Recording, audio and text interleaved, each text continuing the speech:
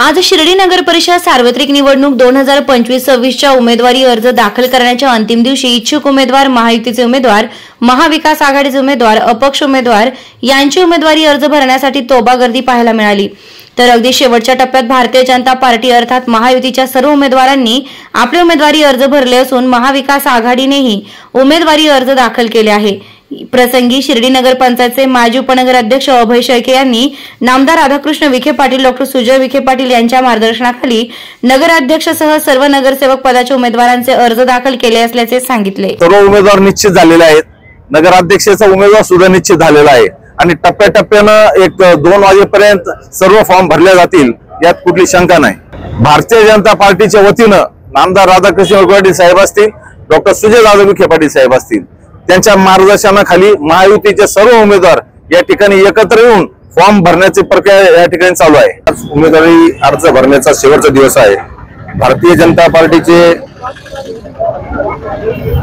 आघाडीचे सगळे 23 उमेदवार आज नगरपंचायत मध्ये स्वतःचा फॉर्म भरतायत। सगळे भारतीय जनता पार्टीचे सर्व कार्यकर्ते आनंदाने उत्सव साजरा होऊ राहिला। शांततेत मार्गाने सगळ्या कारवाई चाललेल्या आहेत।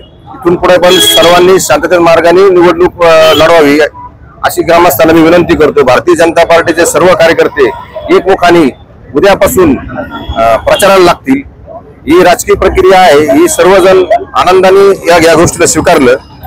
जे उमेदवार निवडले ते शिर्डीचा विकास नक्कीच करतील अशी अपेक्षा पाहतो।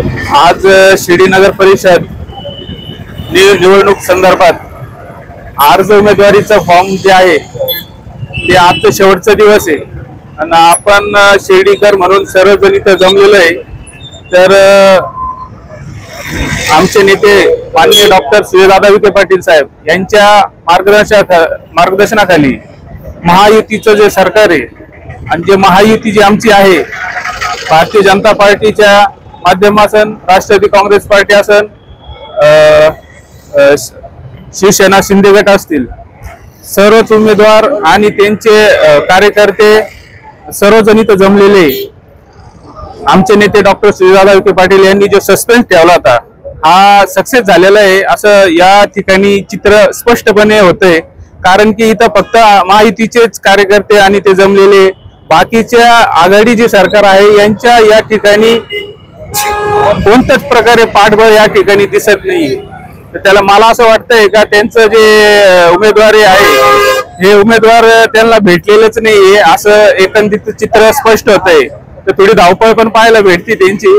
तर नक्कीच येणारा काळ शिर्डी नगर परिषदचा झेंडा हा माननीय सुजय विखे पाटील यांच्या मार्गदर्शनाखाली शिर्डी नगर परिषद झेंडा हा माहितीचाच राहील या निमित्ताने मी सांगतो। जे साहेबांनी जे या ठिकाणी या शिर्डी शहराचे जे त्यांचे जे सर्वसामान्य जनतेशी जे नाळ जोडून जे काम आहे ते स्पष्ट पाहता का त्यांची पण जर आघाडी सरकारचे जरी उमेदवार असतील जे असतील ते पण आमच्या साहेबांनी जे कामं केलेले या निमित्ताने स्पष्ट दिसतंय का त्यांना कुठेतरी त्यांची गोची झालेली दिसली आम्हाला। म्हणून आम्ही स्पष्ट करतो का नक्कीच येणारा काळ हा नामदार साहेबांच्या, सुजयदादांच्या मार्गदर्शनाखाली शिर्डी शहराचा विकास हा घडून येईल।